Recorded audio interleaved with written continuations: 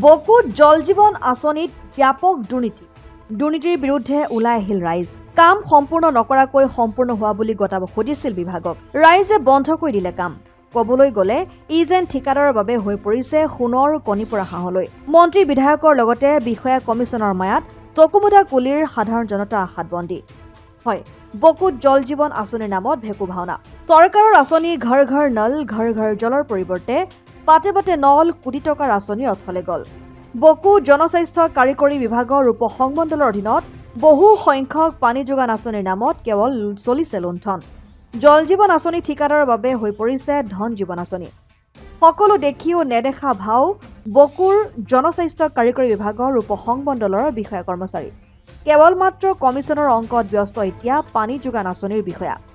নিম্নমানৰ কাম কৰি আঁচনিৰ ধন খৰাত কৰা অভিযোগ একাংশ ঠিকাদাৰৰ বিৰুদ্ধে। তেনে এটা আঁচনি দেখুৱাম আজি। এয়া হৈছে বকু জনস্বাস্থ্য কাৰিকৰী বিভাগৰ উপসংমণ্ডলৰ অন্তৰ্গত চন্দ্ৰা পানী যোগান আঁচনি। অতি নিম্নমানৰ কাম কৰাৰ অভিযোগ ৰাইজৰ।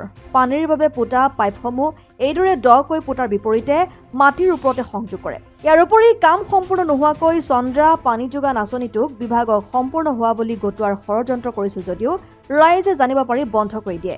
এইদৰে অসম চৰকাৰৰ জল জীৱন আঁচনি চলিছে এতিয়া। কাম কৰবা আহি পেলাই ইয়াতে কি কৰিলে এই প্ৰিপেয়াৰ পাইপ না কি কাইমা সেইটো বহাই পেলাই মানে কামখিনি হয় কৰিছিল তেওঁলোকে।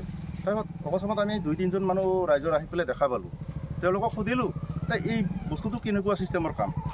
তাৰপিছত নাই এনেকুৱাই বুলি কৈছে, দৰিং মতে পেলাই ইয়ে তাহাৰ কাম। আমি ক'লোঁ এনেকৈতো নহয় কামটো, আমি আপোনাক জিঅ' পাইপ না কি দিব লাগে, জিঅ' পাইপ না জিঅ' পাইপ কিবা দিব লাগে। তাৰপিছত তেওঁলোকে নানানটা মানে কাম কৰা চলিকেইটাই আমাৰ লগত তৰ্ক বিতৰ্ক হয়। হোৱাৰ পিছত আমি ৰাইজৰ মানুহ বিশেষ মানে বেছিকৈ ওলাই কামটো বন্ধ কৰিলোঁ। আৰু ইয়াত খুন্দাখিনি কতই 4 ইঞ্চিও নহ'ব নেকি এইখিনি কিজানি দেখাই পাইছে। আৰু এনেকৈ খুন্দিলে আমি ক'লোঁ যে ট্ৰেক্টৰ এখন গিলে পাইপটো ফাটব বা কিবা হ'ব।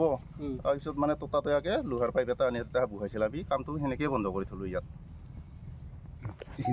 বকুৰ পৰা জাহেৰ আলী আহমেদৰ ৰিপৰ্ট, অসম আদিত্য। NKS হুণ্ডাইলৈ স্বাগতম।